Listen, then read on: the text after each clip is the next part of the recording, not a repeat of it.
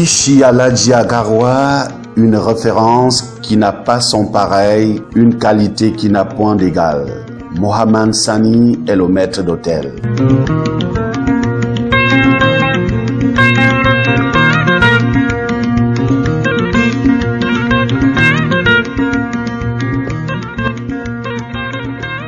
C'est très jeune que l'homme s'intéresse à la préparation et à la production du kilichi. C'est un héritage familial, mais les secrets pour davantage ensaliver. De nombreux palais sont personnels. À cela, il faut ajouter la discipline et le sérieux de l'homme.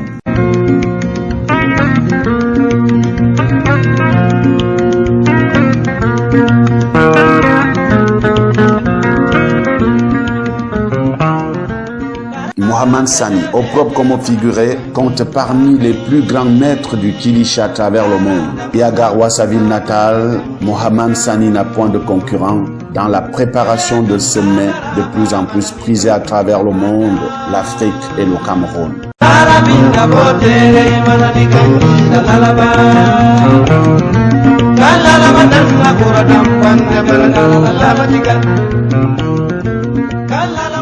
Au-delà de la maîtrise de l'art culinaire, l'homme en a fait une passion.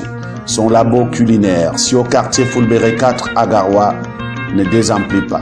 Le kilichi chaud, assaisonné aux épices de chez nous, vous attend à bras ouverts. Ne vous privez pas donc à faire un tour si vous habitez ou si vous êtes de passage à Agarwa, la capitale régionale du Nord.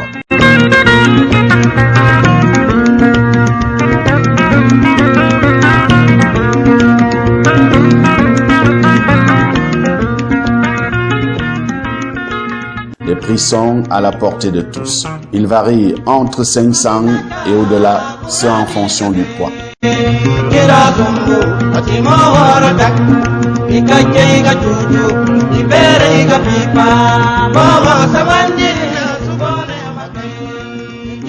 Mohamed Sani reconnaît volontiers que cet art culinaire nourrit son homme, en dépit de nombreuses difficultés qu'il rencontre. D'où de nombreuses doléances faites à l'endroit des ministères de l'élevage, du commerce ou encore des PME, afin de sortir cet art culinaire des ténèbres vers la lumière. Certains pays de l'Afrique de l'Ouest ont déjà pris une certaine avance. Pourquoi pas le Cameroun?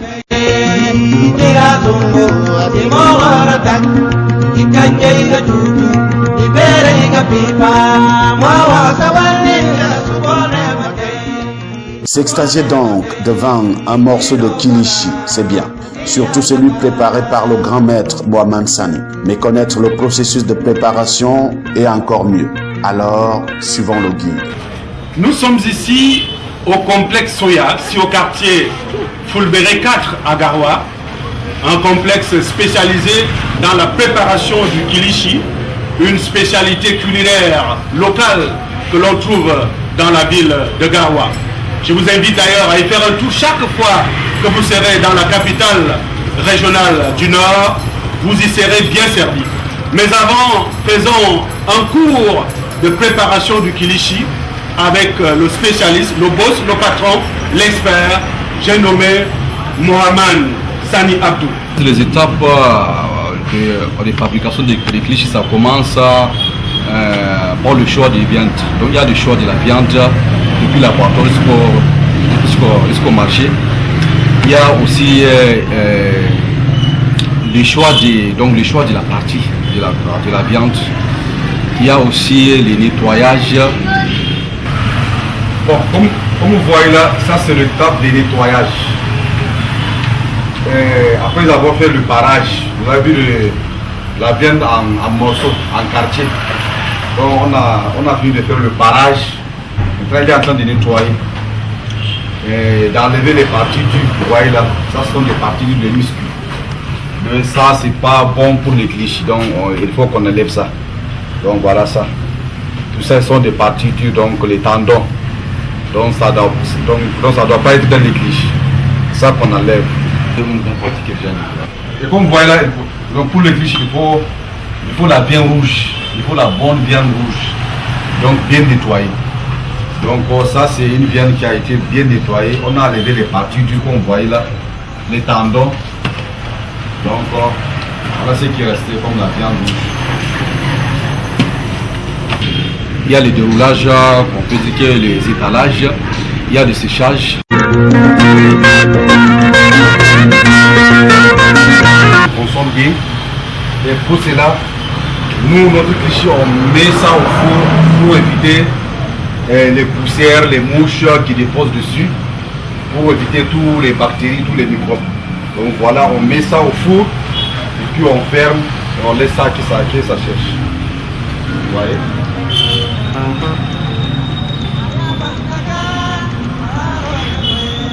Comment est-ce que je vais fermer?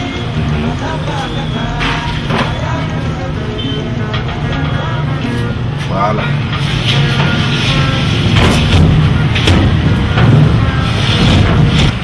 Ça c'est le tape séchage là. Ça va bien sécher déjà. Comme vous voyez là. Donc c'est la viande qui a été bien déroulée. Et ça a été bien séché. Et ça reste seulement maintenant le trempage et la cuisson. L'étape suivante c'est la préparation de la sauce d'arachide, c'est-à-dire l'ensemble de tous ces condiments qu'on mélange ici pour préparer une pâte d'arrobage.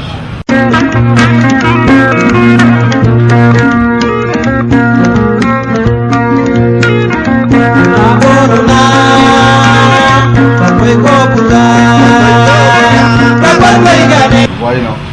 Ça c'est le sel. Donc on mélange avec le sel. Le sel, ça sont les condiments, le ginger, ouais.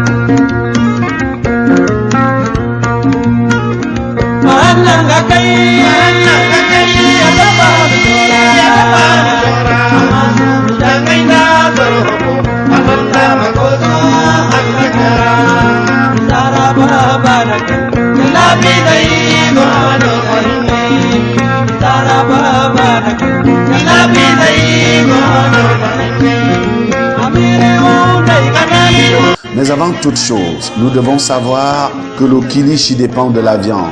Sans elle, pas de kilishi. Les condiments, le nettoyage, le découpage, l'enrobage et que sais-je encore ne sont possibles que s'il y a de la viande et de la bonne viande rouge.